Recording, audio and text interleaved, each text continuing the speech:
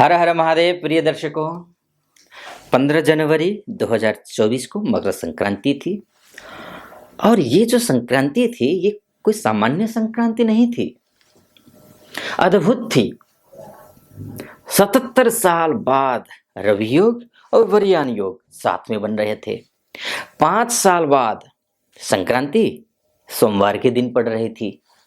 एक और बात, लोहड़ी के दिन अर्थात 14 जनवरी को विनायक चतुर्थी भी थी।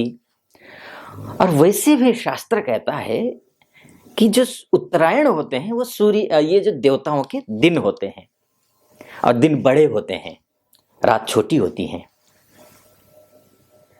और देवताओं के दिन होते हैं उत्तरायण, और उसमें भी शास्त्र ये कहता है कि चतुर्थी जैसे गणेश जी के दिन से अगर शुरू हो जाए तो विशेष राशियों वालों के लिए मंगलमय होता है, शुभ होता है, अत्यंत शुभ होता है। और उसी श्रृंखला में मैं इस वीडियो को बनाने जा रहा हूं। अब पूरा वीडियो सुनिएगा पहले, अगर पहली बार देख रहे हैं तो। और वीडियो आप कुछ मैं बताऊंगा आपको कि आपके साथ ऐसी कुछ घटनाएं घटी होंगी और कुछ भविष्यवाणी करूंगा, वो अगर आप पर सटीक बैठती हुई नजर आए तो चैनल को सब्सक्राइब कर दीजिएगा, वीडियो को लाइक और कमेंट बॉक्स में जाकर के हर हर महादेव 5 बार या 11 बार जरूर लिख दीजिएगा, क्योंकि महादेव का भक्त हूं, आप पर भी महादेव की कृपा बनी रहे, ऐसी मेरी कामना। दरअसल क्या है कि मिथुन राशि वाले वो व्यक्ति हैं, मिथुन राशि वो राशि है,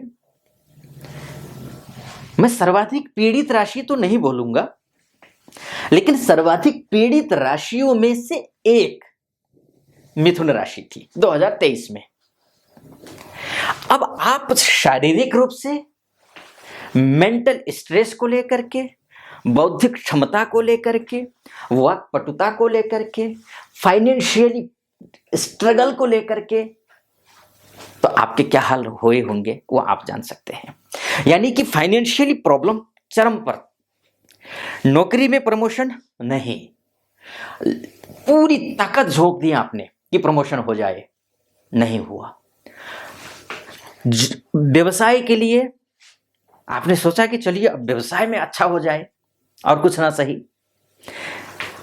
अब इस उधेड़बुन में भी आप रहे हैं कि हम नौकरी तो कर रहा हूं या कर रही हूं, लेकिन व्यवसाय भी करूं क्या। पूरा साल निकल गया, व्यवसाय के साथ नौकरी या नौकरी व्यवसाय क्या करें, कैसे करें, पूरा कंफ्यूजन बना रहा, पूरा उलझन में भरा रहा पूरा साल। ऐसा आपके साथ अगर हुआ हो तो अब जो मकर संक्रांति से जो समय शुरू हो रहा है ना, समझ लीजिए भाग्योदय होने वाला है। क्योंकि सूर्य जो है आपकी कुंडली में जैसे ही मकर राशि में पहुंचेंगे, जो व्यक्ति विदेश में हैं, जो हमारे भाई बंधु हैं, माताएं हैं, बहनें हैं, विदेश में हैं और स्ट्रगल कर रहे हैं या कर रही हैं, उनके लिए शुभ है।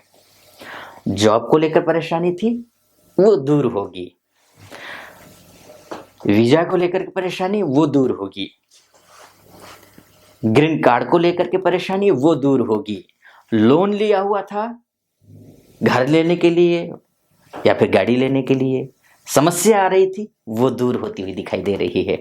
जो व्यक्ति यहां से यानी कि भारत से विदेश जाना चाहता है, एजुकेशन वीजा के तहत, वर्किंग वीजा के तहत, या फिर पीआर के थ्रू, या फिर कुछ भी टूरिस्ट वीजा ही क्यों ना हो, जो भी जाना चाहता है, अगर पहले से ही प्रोसेस किया हुआ है, सफलता नहीं मिल रही है तो सफलता मिलेगी।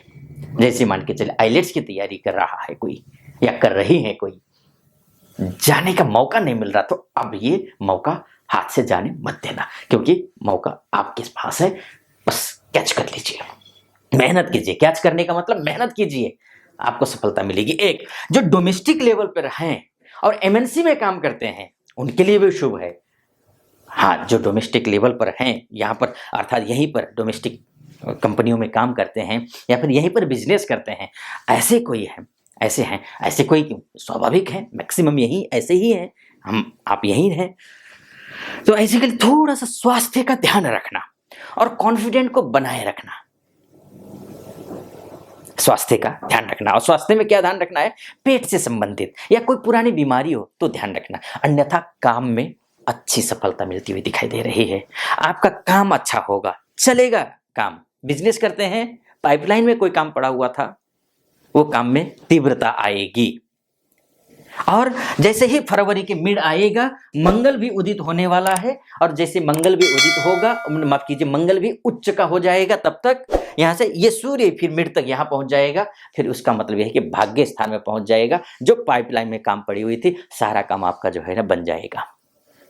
प्रमोशन के लिए रुके हुए थे, चाहे किसी भी फील्ड से हो, आप डॉक्टर हो, लॉयर हो, सीए हो, या फिर जो है आईटी में हो, बैंकिंग सेक्टर में हो, सेल्स एंड मार्केटिंग से जुड़ी हुई व्यक्ति हो, तो समझ लीजिए आप सबके लिए शुभ समय शुरू होता है। प्रमोशन का योग दिखाई दे रहा है। जो मेहनत आप करते आ रहे हैं पीछे से, उस मेहनत को कंटिन्यू जारी रखिएगा। हताशा निराशा मत लेकर के आ जाना।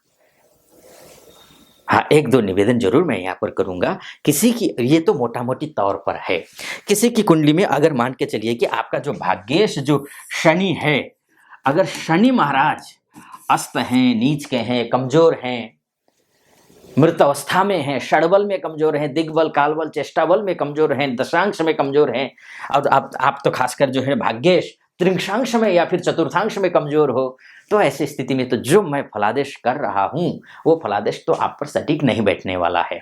इतना आप मानकर चलिए।